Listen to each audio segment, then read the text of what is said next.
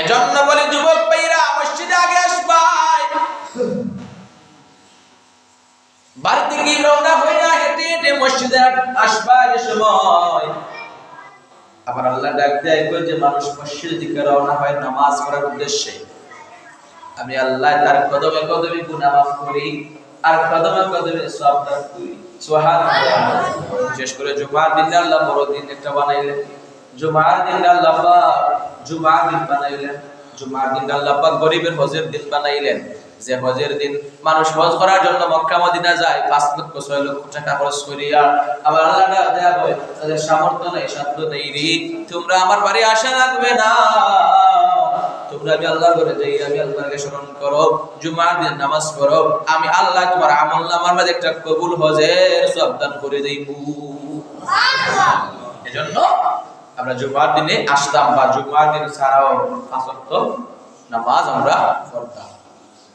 এবার আসুন আর একটা কথা, ভালো কাজ আল্লাহ তুকায়, কাল কিয়ামতের দিন তুকাবে।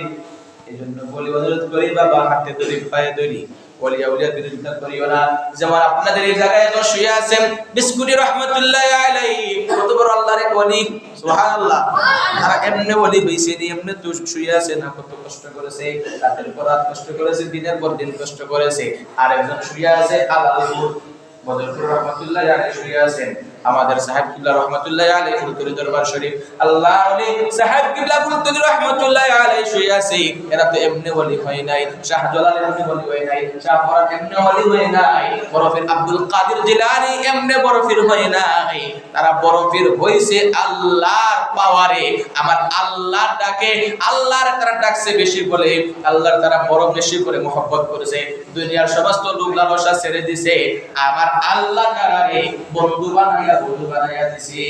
সুবহানাল্লাহ। এমনি চিন্তারা, তারা সাধারণ মানুষ ছিল, আপনি আমার মতো, আপনি আমি চাইলে হতে পারবো যদি দুনিয়া ছাড়তে পারি, দুনিয়ার মায়া ছাড়তে পারি, দুনিয়ার লোভ লালসা ছাড়তে পারি। আর যদি আল্লাহ ওয়ালা হয়ে যাই, আল্লাহ রাস্তা একবারে কবুল হয়ে যাবে, আল্লাহর রাস্তা আর কোনো কথা নাই। আল্লাহ আমারে খাওয়াইবো, আল্লাহ আমারে পড়াইবো, আল্লাহ হাওলা হয়ে গেলাম, আমার আল্লাহ পাক রব্বে কারীম অবশ্যই অবশ্যই একদিন না একদিন বান্দারে কবুল করে ওলি বানাইবা।